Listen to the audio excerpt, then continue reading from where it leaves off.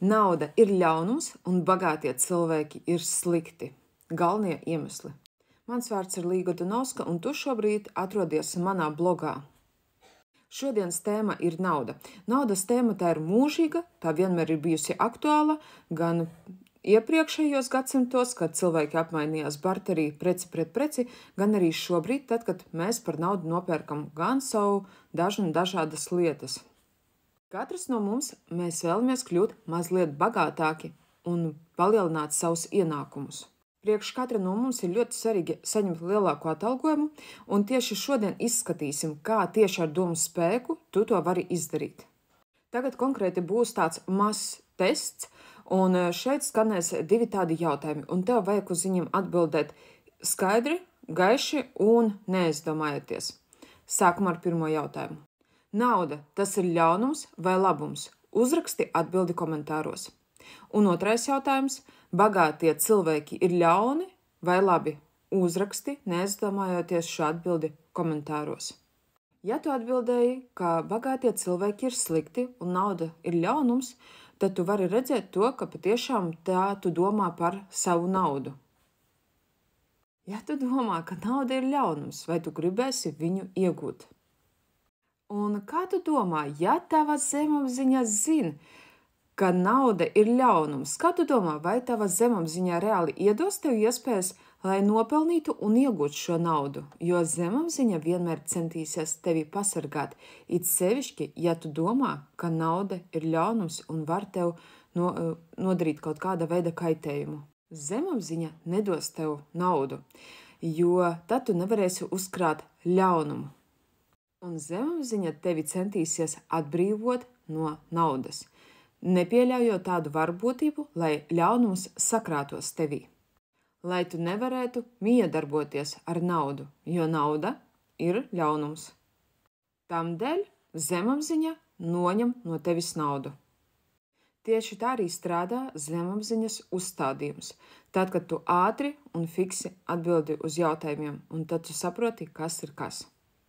Un tagad nākamais priekš tiem cilvēkiem, kuri vēlas kļūt bagātāki, turīgāki, palielināt savus ienākumus un veidot savus uzkrājumus, tad obligāti ir jābūt pārliecinātiem pilnībā par to, ka nauda tas ir labums un bagātie cilvēki tie ir labi cilvēki. Un lai varētu atbrīvoties no iepriekšējiem negatīviem uzstādījumiem, ka nauda var tev nodarīt ļaunumu, ka bagātie ir slikti cilvēki, tev obligāti jāpamaina šie negatīvie uzstādījumi uz pozitīviem, un viņi tādā veidā tev zemapziņa parādīs un apstiprinās to, ka jā, bagātie cilvēki ir labi cilvēki, un nauda tikai iedot vēl vairāk iespējas, lai tu kļūtu bagātāks, lai tev atvērtu vēl lielākas iespējas visās dzīves sfērās un jomās. Un kāpēc nauda ir labums? Pirmkārt, nauda dod brīvības sajūtu. Nauda dod emocijas. Nauda atnes prieku un laimi. Nauda var palīdzēt nabadzīgajiem un slimajiem cilvēkiem. Nauda atnes skaistas lietas. Kāpēc nauda ir ļaunums? Kā teikt par bagātajiem?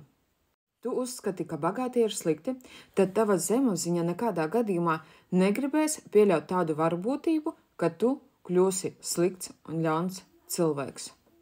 Un tava zemapziņa tevi obligāti aizsargās no iespējas kļūt bagātam un palielināt savus ienākumus un uzlabot savu finansiālo stāvokli. Tagad konkrēti iedošu uzdevumu, kā vajag atbrīvoties no negatīviem uzstādījumiem par naudu. Kā atbrīvoties no uzstādījuma, ka nauda ir ļaunums? Tagad paņem obligāti baltu papīra lapu A4 formāta un uzraksti nauda ir labums, tāpēc ka. Un šajā uzdevumā tev ir svarīgi, ko izdarīt. Tev vajag atrast vismaz 100 iemeslus, kāpēc nauda ir labi, kāpēc nauda ir labums, un tev obligāti vajag pārliecināt savu prātu, savas smadzenes, ka nauda priekš tevīm tā ir norma, un tādā veidā tu pārliecināsi savus uzskatus un savas pārliecības, kuras ienāks tavā apziņā un nostiprināsies tavā zemapziņā. Tāpēc obligāti uzraksti vismaz 100 iemeslus, kāpēc nauda ir labums. Sākam, piemērs. Sāksim ar to, ka, ja tev ir pietiekami daudz naudas, tu vari iepriecināt savus bērnus. Ja tev ir bērni, tu vari pirkt vairāk labākas lietas, kvalitatīvāku ēdienu, tu vari pirkt kvalitatīvākus produktus, tu vari apmeklēt kvalitatīvākus restorānus. Ja tev ir nauda, tu vari palīdzēt saviem vecākiem. Ja tev ir nauda, tu vari atļauties dažāda veida ceļojumus, un šie ceļojumi tev sagādās jaunas pozitīvas emocijas. Nauda, tas ir prieks, nauda, tas ir labi. Tagad izskatīsim tādu variantu, kāpēc bagātie ir slikti un ļauni. Un kāpēc vispār kāpēc tieši rodas tāds dīvains uzskats, ka bagātie cilvēki ir slikti, ļauni cilvēki. Un kāpēc viņi ir sliktāki? Varbūt tāpēc, ka mēs skaužam? Iespējams. Tagad paņemsim otru baltu papīra A4 formāta lapu un uzrakstīsim: bagātie cilvēki ir labi, tāpēc ka... Un sākam uzskaitīt vismaz 100 iemeslus, kāpēc bagātie cilvēki ir labi. Bagātie cilvēki nodarbojas ar labdarību. Ko darītu labdarības fondi, ja nebūtu bagātu cilvēku?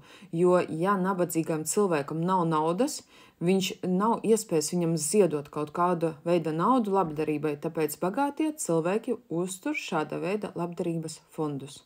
Bagātie cilvēki ir labi, tāpēc, ka viņi veido savus biznesus, viņi rada ekonomiku, viņi ļauj attīstīties uzņēmumiem, ir ražotnes, ir rūpnīcas, ir veikali, ir daudz un dažādas iespējas, kam, tā teiksim, uzņēmēji dot darba vietas citiem cilvēkiem. Un tāpēc bagātie cilvēki ir uzņēmēji, kuri dod darba vietas citiem cilvēkiem, un viņi kļūst par darba devēju.